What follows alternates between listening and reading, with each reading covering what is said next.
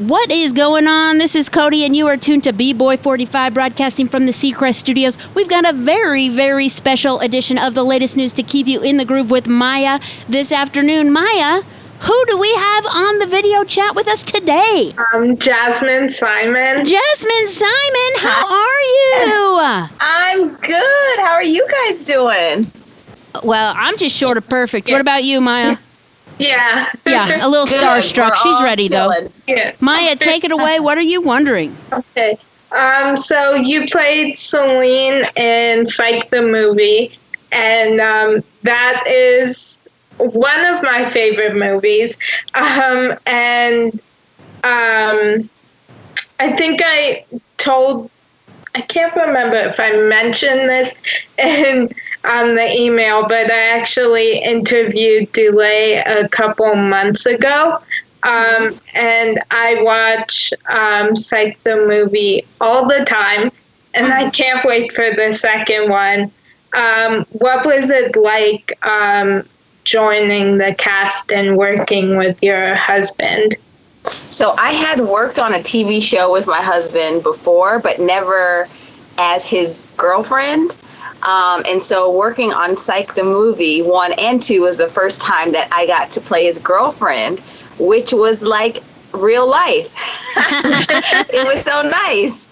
It was nice to be able to, Selene is such a quirky character, so it was so fun to play just a weird little character, and to do it with Dulé and the Psych family was amazing, because in real life, all of us are really like family. We love one another. We see one another. We, celebrate birthdays and special events with one another. And so to be able to join them on screen was very, very special. And I can't wait for you to be able to see Psych the movie too. Yeah, I'm so excited for that. And so you also played Kat in Raising Dion. Mm-hmm. And yeah, that's such a great show, and I can't wait for season 2. And I actually also interviewed Josiah Young a couple months ago. He is a character. He is a character. He is full of personality. That little guy. Yeah. So what's your favorite part about being on a superhero show? Well, I love that the superhero is a little boy, one. He's relatable, and he's a person of color. So it's very important for us to be able to see examples of ourselves on TV. And so for a little Black kid to be a superhero gives inspiration to other kids of all races and ages, that if they can see someone like that on TV and he can be a superhero, that they can be too. They can feel a sense of pride in themselves that somebody like them is represented. And I think that is so important. And that's why I'm so proud to be on Raising Dion and for single mothers, because Alicia Wainwright's character is a single mother, and that's not often portrayed on TV in a positive way. And so we get to show a lot of different things and different types of people on Raising Dion. Sammy is, she has brittle bone disease, so she's on the show in a wheelchair, and it's easy for people to cast someone that's not in a wheelchair and then put them in a wheelchair, an actor that doesn't have a disability. But we actually casted a character that had a disability with a real person that had the disability. So I think Raising Dion is really great in that way, that it shows real life, and it makes me proud to be a part of it. I love that. Yeah. So you've been in on so many shows, and just to name a few, Parks and Recreation, Ballers, and Mom. Have you had a favorite project or character you've played? For sure, it was Julie Green on Ballers. That was my first big TV show that I was a series regular on, and I got to work alongside Dwayne "The Rock" Johnson, and I remember the first day that I went to work and for a table read, and that's just when all the actors get together and you read the script out loud so everyone can hear it and see what they like. And I will never forget that I was so excited, and they sat me straight across from Dwayne, and my knee kept shaking. And I was so thankful to God that there was a table hiding my knee, because it would not stop. And I had to pinch myself and said, oh my gosh, you are going to be on a TV show with this huge movie star. And over the 5 years that we did the show, again, that show was a family. We're a family of people. Dwayne's birthday was May 2nd, and Dulay's birthday was yesterday, May 3rd. And we had a funny audio messages going back and forth between the two of them, the three of us. And, you know, that show will forever be special in my heart, because I met Dulay on that show. You know, my life changed on that show. And so that will always be my number one favorite show forever. Oh, cool.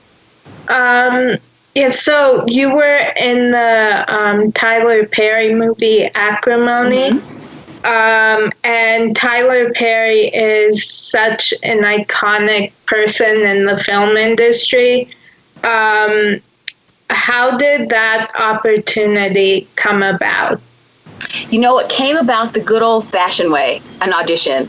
So, yeah, I am, you know, at this point of my career, I get offered some roles, but mainly I still audition. I still have to go out there and earn the job, and that was the same way. I did Acrimony maybe 3 years ago, and I went in to Kim Coleman. She's a very well-known casting director here in LA, and she does almost all exclusively Tyler stuff. She does, if it's a Tyler Perry production, Kim Coleman's going to be casting it.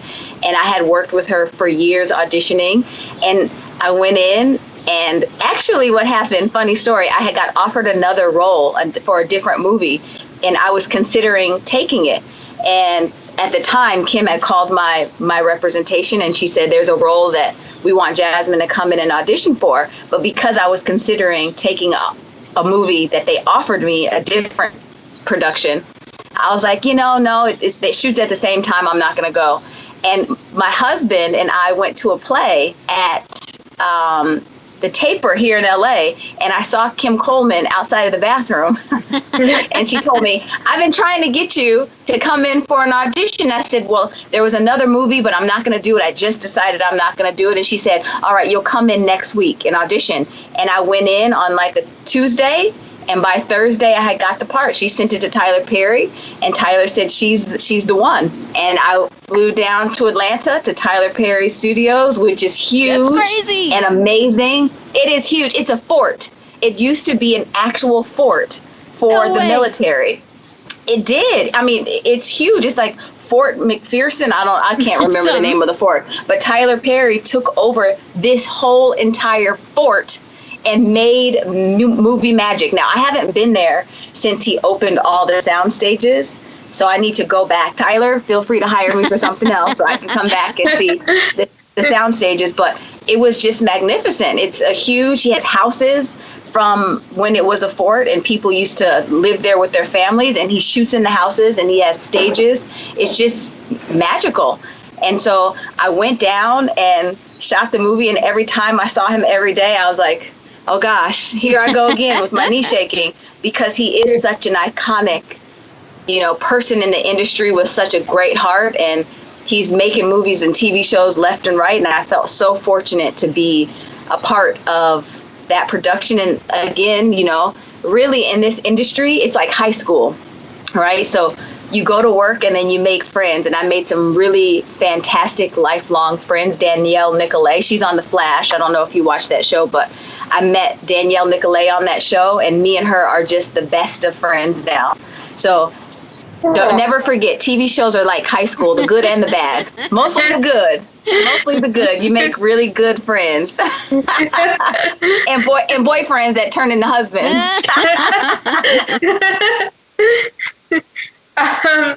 So what would be your dream show to guest star on? Let's see. My dream show. Well, right now, Defending Jacob, because Chris Evans is so good looking. Am I allowed to say that? I can say that. You can say that. Oh, yeah. You know, I love comedy, And so I guest starred on one of my favorite comedies, Mom, which is just so funny. So funny. And my friend Maggie Lawson has Geniuses on Fox. So I really want to go guest star on that show just so I can work with Maggie again, because she's and you'll soon see in Psych the movie too, her and I have a lot of scenes together, and she's so fun to work with. So I would say Chris Evans, anything Chris Evans does, his new show, Defending Jacob, I am available. Chris Evans, if you want. We'll put it out there. Stream it from my back porch. and Geniuses with Maggie on Fox, because I love her. Cool. Yeah. I'll have to tweet Tyler Perry and Chris Evans and tell Tyler Perry he needs to do another movie with you. And then Chris Evans has to have you guest star.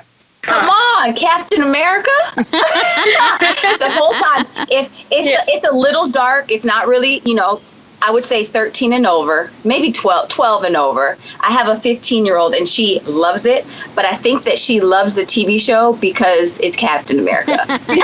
And she says, Mom, look, he has his Captain America arms. He didn't get rid of those. Those are just Chris Evans' arms, yeah. Glad to know they don't come off with the suit. I don't think so. I think those are his. I think they belong to him. So do you have any upcoming projects you can tell us about? So my latest project was a little boy named Levi Hill.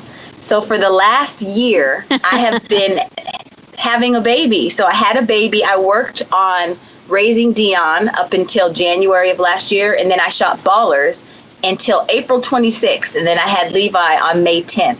And so I've taken from April 26th till now off to have a baby and to raise a baby. And so I'm supposed to, please God, go back to raising Dion in August. But with everything going on, who knows what that timeline will be. But I gave myself some time off to be a mom and a wife. So my latest project is learning to walk. He's in the living room right now, holding on to stuff and learning to walk. So TV-wise, hopefully, Psych the Movie 2 will come out soon. And that will be the next thing that you can see me in until Raising Dion comes back. Oh, yay. Yeah, we don't know when that's coming out either. Because, everything is just up in the air. It was going to air this summer around the Olympics, but now the Olympics aren't coming. So, we just need to sit back and take it a day at a time and try to figure everything out. But hopefully, please God, it'll come out soon. And everybody needs to laugh right now. Yeah. Yeah. Will you do a big birthday party once everything's cleared? You know what? We won't. We're not going to. His birthday is May 10th, so it's in 6 days. And we had a big first birthday in the works, and then all this happened. And so we're just going to celebrate the four of us. That's and perfect. I think that's all he knows and all he needs. We have some balloons coming and a cake, and I'll definitely post some pictures of it. But really, a first birthday party is for the parents anyway. So one thing that this pandemic has done is really got us refocused on the family, things that really, really matter. And what matters is that he survived a year. That's good. We did it. Right. And and he's here, and we're grateful for him, and we'll give him some cake. He actually had a little bit of cake at Daddy's birthday yesterday. So we kind of tipped the hat that sugar exists. So He's we'll give ready him some for more. it.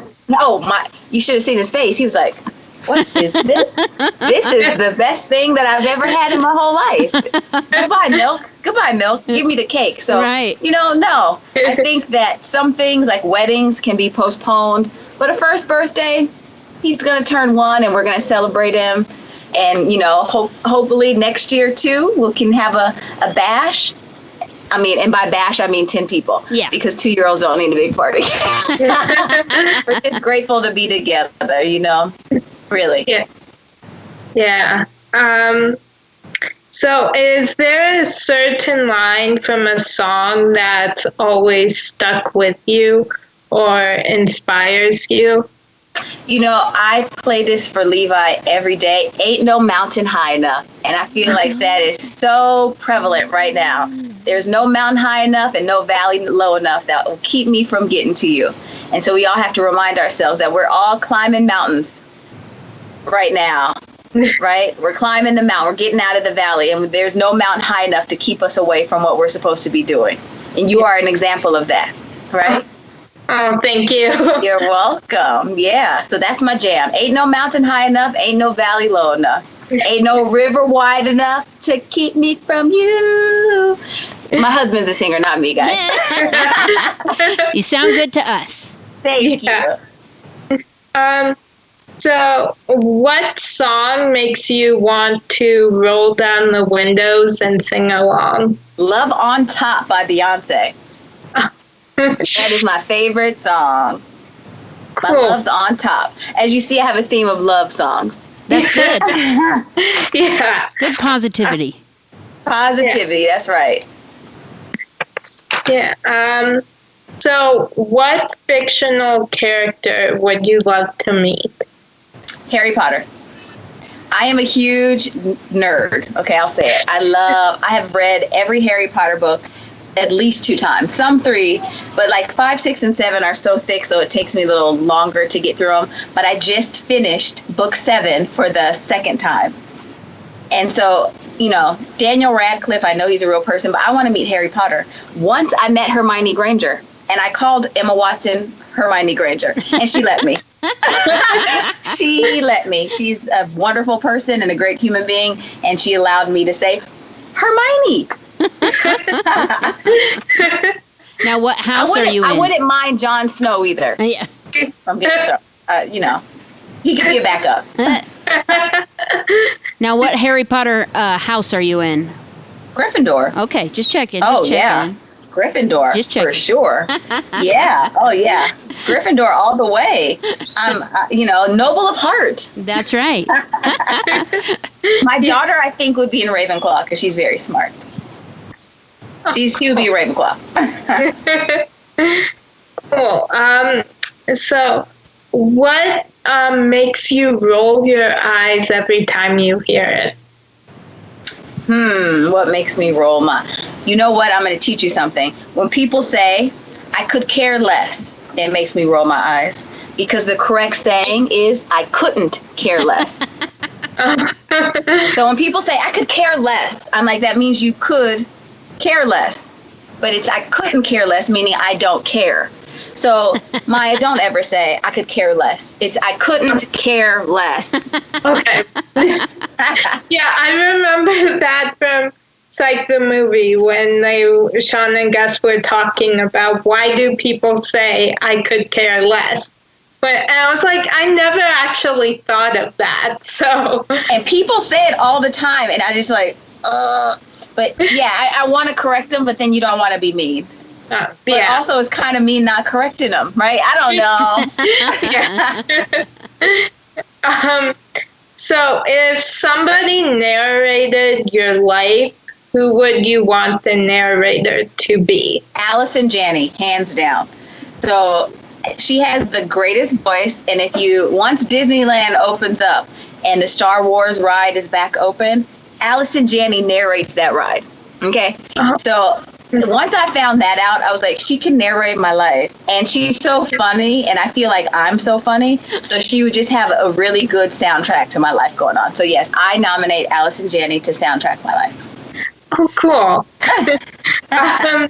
So what horrible movie do you secretly love? What horrible movie do I secretly... I mean, some people are I'm going to get some mentions about this, but A Christmas Story is such a horrible movie. It is actually. But it's one of my favorites. We watch it multiple times during holiday season. We have the fake leg lamp that my husband insisted on putting up in the window this year. It's just like such a horrible movie, but it's just so iconic and so good. But you said you agree? Like, I agree. Cody in the studio agrees. Yeah, Cody in the studio agrees with me. Maya, have you seen A Christmas Story? A long time ago, so I don't remember it. You got to watch it. Okay. Because it's so bad. It's so bad and so good. Okay. Okay. During your downtime, just get it. Okay, I will. Okay. My favorite terrible movie is Ishtar. I have never heard of Ishtar. Cody in the studio has not heard of Ishtar either. I've only heard of it because Maya says it's her favorite horrible movie. Worst movie. Ishtar. What is Ishtar about? It's about these. It's with. I think it's Dustin Hoffman and Warren Beatty. Really? Yeah. Okay. Well, now I'm gonna have to look up Ishtar. I think so. Yeah, and it's about these songwriters who they write the worst songs, and they're so funny. But yeah, you're right. Warren Ishtar. There it is. Okay, I'm gonna have to watch it now. Okay, I pulled it up. Ishtar. Okay. Yeah. Well, it's so it my 4 out of 10. 4 out of 10. Yeah. So my mom actually, like, for the longest time, she'd always quote Ishtar and talked about it, and we had no idea what she was talking about. Mm-hmm. And then a couple years ago, we watched it with her, and my sister and I, and we just fell in love with it. We thought it was so funny, but it's really, our mom was telling us it's listed as one of the worst movies ever. I think Cats might be coming for it. Yeah. So we actually want to watch. I'll watch Ishtar and laugh, and then I'm going to watch Cats once it's free. I refuse to pay for it on demand. So once it hits HBO or one of those, I will watch it because I'm sure it's terrible. Did you see Cats? No, I didn't. But we were saying the same thing, that when it's free, we're going to watch it. And I'm sure it'll be right up there with Ishtar. I have a funny feeling. Yeah. Except Ishtar is like my favorite movie ever. So I don't think it's terrible. You know what? That's true. That's true. Yeah. And well, my mom doesn't think it's terrible. And then it's really like he does. Yeah, it's really me, my mom, my sister, and my mom's parents who are really like the only people who actually like the movie. So. Well, I will watch it and I'll get back to you and let you know what I think. Okay. Because right now I'm just looking for stuff to make me laugh. Yeah, it's so funny, and you will have their songs stuck in your head. They're so bad, but they're they get stuck in your head. So. They're so bad that they're so good. It's one of those things. Okay, got it.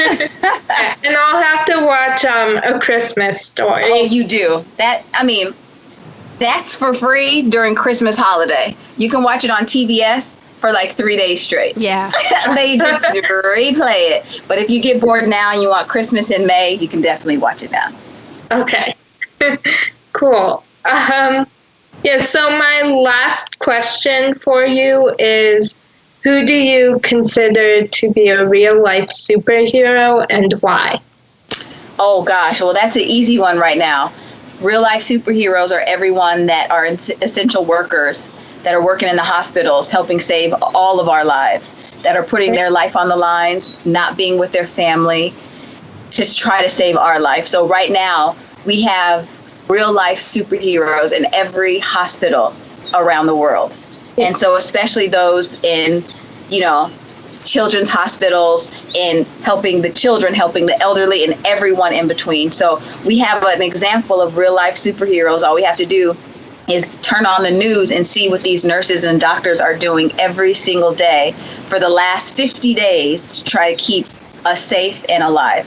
And so I think that now's a good time for all families to realize that we have the capability of being superheroes by just staying home. We can all be superheroes by staying home, washing our hands, putting our face masks on, and realizing that these doctors and nurses and bus drivers and grocery store clerks and sanitation workers that are still working to make sure that we have groceries in the grocery store, making sure that trash is being picked up, And I think also what this will come out, once it's all said and done, that teachers are superheroes.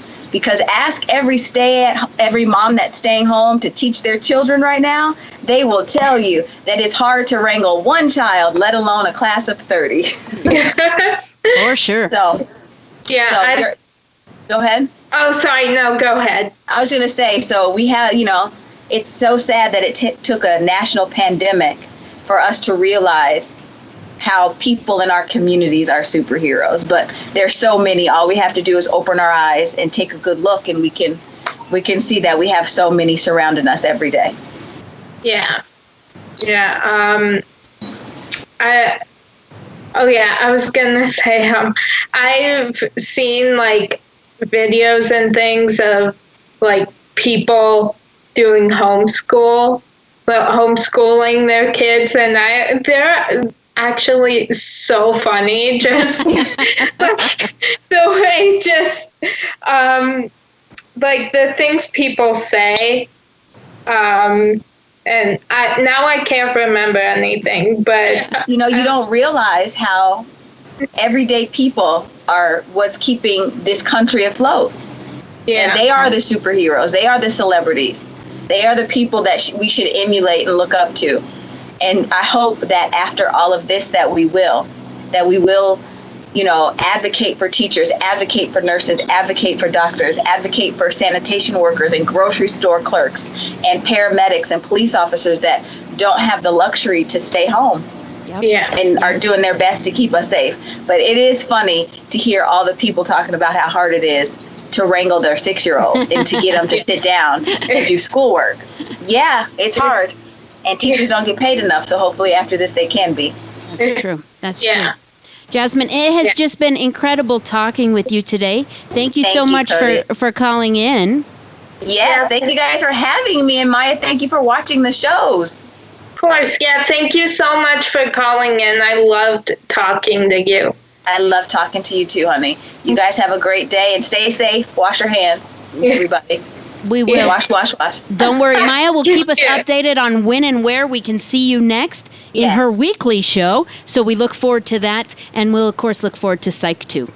Okay. Bye, you guys. Thanks.